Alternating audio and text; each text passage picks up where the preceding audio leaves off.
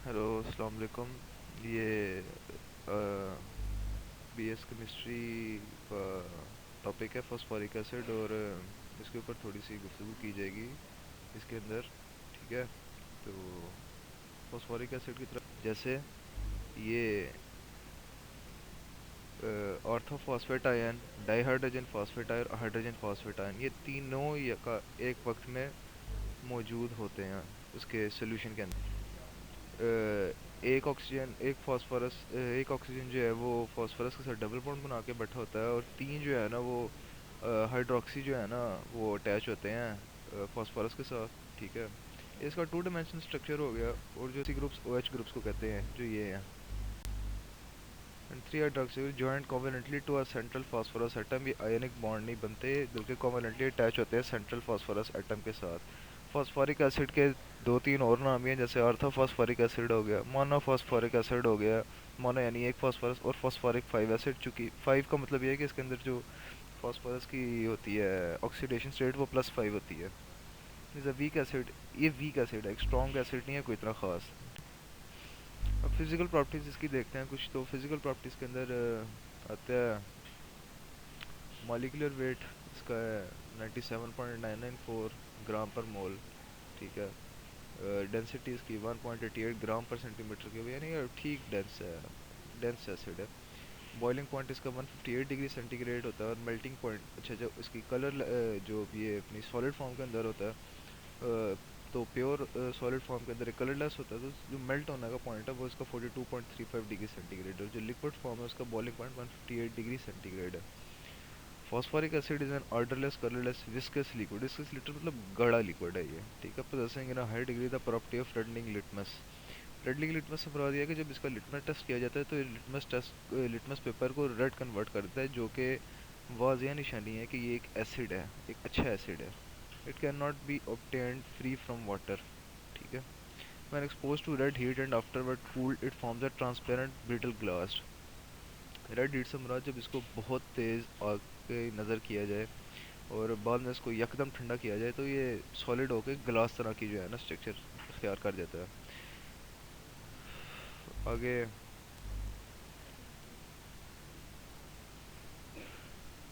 अच्छा, जब एसिड को, जब हमने इसको रेड हीट, जब ये ट्रांसपेरेंट ब्रिटल ग्लास मतलब दोबारा जब ये सॉलिड में आया उस हीट के बाद, तो दोबारा अगर हम इसकी अगर प्रॉपर्टीज़ को एनालाइज करें तो ये कुछ न्यू प्रॉपर्टीज़ भी एक्वायर कर चुका होता है। चूँकि ज़ाहिर बात है स्ट्रक्चर, जो इसका फिजिकल स्ट्रक्चर होता है उसके अंदर थोड़ी बहुत चेंजिंग तो आएगी। यकदम इतनी हीट किया जाए फिर यकदम कूल किया तो फिर चेंज आ जाता है उसकी फिजिकल प्रॉपर्टीज़ के अंदर। ठीक है। चूँकि अरेंजमेंट ज़रा चेंज हो जाती है एटम्स की, मॉलिक्यूल्स की एक दूसरे के साथ। ठीक है। तो इसलिए इसको जो बनती हैं, फिर पैरा फॉस्फोरिक एसिड भी बनता है, while the term phosphoric acid first describe. ठीक है। Nitrate of silver yields with phosphoric acid a yellow precipitate with para phosphoric acid a white one. जब नाइट्रेट ऑफ सिल्वर यानी AgNO3, ठीक है, silver nitrate को जब रिएक्ट किया जाता है फॉस्फोरिक एसिड के साथ तो फिर एक येलो कलर का प्रेसिपिटेट मिलता है। प्रेसिपिटेट मतलब वो सॉलिड जो लिक्विड में सॉल्युबल नहीं होता।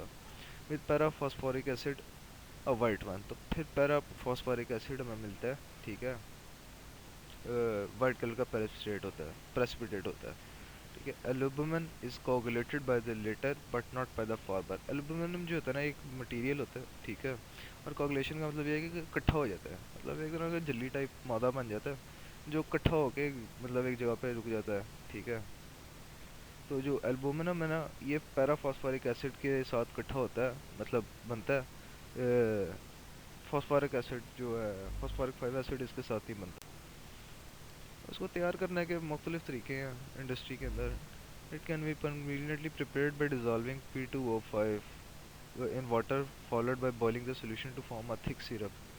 P2O5 ये जनाब ऑक्साइड है फास्फोरस का, फास्फोरस पेंटा ऑक्साइड। ठीक है, इसको कहते हैं।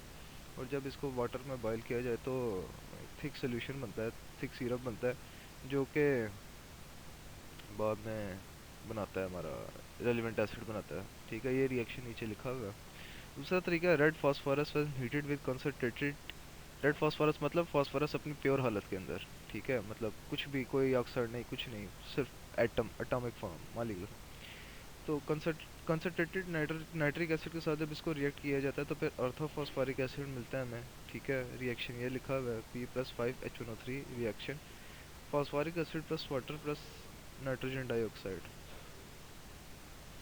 अब बड़े स्केल के ऊपर जो इंडस्ट्री लेवल है इसके ऊपर इसको प्रिपेयर करने का जो सबसे बेहतरीन तरीका है वो है phosphorite rock with dilute sulphuric acid. मतलब कि डिल्यूट सल्फ्यूरिक एसिड को जब फॉस्फोराइट रॉक के साथ हम रिएक्ट करवाते हैं तो फिर हमें ये मिलता है। फॉस्फोराइट रॉक क्या है? CH3PO4 ये जो हमारे पास केमिकल है, ये जो है ये जो हमें नेचुरली तौर पे मिनरल रॉक मिलती है इसको फॉस्फोराइट रॉक कहते हैं। और जब इसको हम बड़े स्केल के ऊपर रिएक्ट करवाते हैं डिल्यूट सल्फ्यूरिक एसिड के साथ तो हमें कैल्शियम सल्फेट और हमारा रेलिवेंट फॉस्फोरिक एसिड मिल जाता है। अच्छा, फॉस्फोरिक एसिड जो है ना वो एक और भी तरीका है इसका यहाँ पर लिखा हुआ है कि जब सल्फ्यूरिक एसिड को हम फॉस्फेट ऑफ बाराइटा, बाराइटा भी एक मिनरल रॉक है, ठीक है, तो जब इसको फॉस्फेट को सल्फ्यूरिक बाराइटा जो है ना उसके साथ रिएक्ट करवाते हैं सल्फ्यूरिक एसिड के साथ तो फिर उसको पानी में छोड़ दें आपका वो मिल जाएगा। Sulphuric acid unites with baryta forming an insoluble salt with precipitates while the phosphoric acid remains in the solution. जो सल्फ्यूरिक एसिड होता है वो बारेटा के साथ रिएक्ट करके जो है ना एक इनसॉल्युबल सॉल्ट यानी प्रेसिपिटेट बना लेता है जो कि पानी में नहीं घुल सकता। ठीक है, while the phosphoric acid remains in solution when phosphorus is gradually added to the nitric acid. Phosphoric acid is generated and remains mingled with the residual nitric acid. ठीक है, मतलब कि नाइट्रिक एसिड के साथ रहता है और बाद में इनको जो है ना फ्रैक्शनल डिस्टिलेशन के साथ भी अलग किया जा सकता है, वो it's not a big deal. अब केमिकल प्रॉपर्टीज़ अगर हम फॉस्फोरिक एसिड की देखें तो phosphoric acid is a deliquescent solid generally encountered as a viscous aqueous solution. Deliquescent solid मतलब कि यार आराम से ये जो है ना तब्दील हो जाता है लिक्विड के अंदर, ठीक है। और विस्कस एक्वस सॉल्यूशन मतलब गाढ़ा, गाढ़ा जो है ना ये सॉल्यूशन होता है। It is weekly acid with 3 possible sequential deprotonation steps forming phosphates. वही बात जो हमने वीडियो के स्टार्ट में की थी कि इट इज़ वीकली, इसके 3 पॉसिबल जो होते हैं ना अनायनिक स्टेट्स होती हैं, ठीक है, और 3 तरह से जो है ना 3 स्टेप्स लगते हैं इसको डीप्रोटोनेट होने में कम्प्लीटली। तो जो इसका सोल्यूशन होता है ना कि सोल्यूशन उसके अंदर जनाब मौजूद होते हैं 3 तरह के anions like carboxylic acids, phosphoric acids can dimerize via dehydration reaction to form phosphoanhydrides। अच्छा जी, ये एक मज़ेदार पॉइंट है, यहाँ पर लिखा हुआ है कि फॉस्फोरिक एसिड जो है ना वो भी डाइमराइज हो सकता है कार्बोक्सिलिक एसिड्स की तरह। कार्बोक्सिलिक एसिड्स की जो है ना वो सबसे बड़ी एक मतलब बड़ी प्रॉपर्टी है कि वो डाइमर्स फॉर्म कर सकते हैं, यानी कि दो दो जो है ना एक स्पेशल 3D अरेंजमेंट के अंदर आ सकते हैं। ठीक है, फॉस्फोरिक एसिड भी ये कर सकता है, ठीक है, जब इनकी डिहाइड्रेशन की जाए टू फॉर्म फॉस्फोएनहाइड्रेट्स, मतलब पानी का बीच में से एक मॉलिक्यूल निकाल दें जब वो कनेक्टेड होते हैं। Phosphoric acid is referred as being tribasic in that it has 3 possible dissociation steps. वही बात जो मैं सबसे पहले की थी। As a result mono and disodium potassium salts, mono and disodium and potassium salts of phosphoric acid are routinely used as pH buffers. ये chemical इसकी सबसे बड़ी केमिकल प्रॉपर्टी है कि जो पोटेशियम जो H3PO4 है इसके जो मोनो और डाई सोडियम पोटेशियम सॉल्ट होते हैं ये बफर सॉल्यूशंस के अंदर बहुत ही ज़्यादा यूज़ किए जाते हैं। मतलब कि बहुत कॉमन यूज़ है इनका बफर सॉल्यूशंस के अंदर, ताकि क्योंकि ये ऐसे इनकी जो प्रॉपर्टी थी ऊपर ट्राई बेसिक प्रॉपर्टी उसकी वजह से। One of the most important reactions of phosphoric acid and its derivatives is मल्टीमराइजेशन।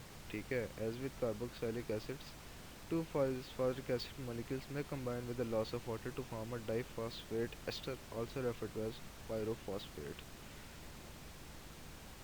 दो कार्बोक्सिलिक एसिड जो ऑर्गेनिक केमिस्ट्री के अंदर हमने बड़ी तफसील से पढ़ा हुआ पहले भी कि जो में combine with the loss of water to form a diphosphate ester. Carboxylic acid जैसे एस्टर बनाते हैं तो उसी तरह पायरोफॉस्फेट का आयन भी पायरोफॉस्फेट का भी मॉलिक्यूल बन जाता होता है।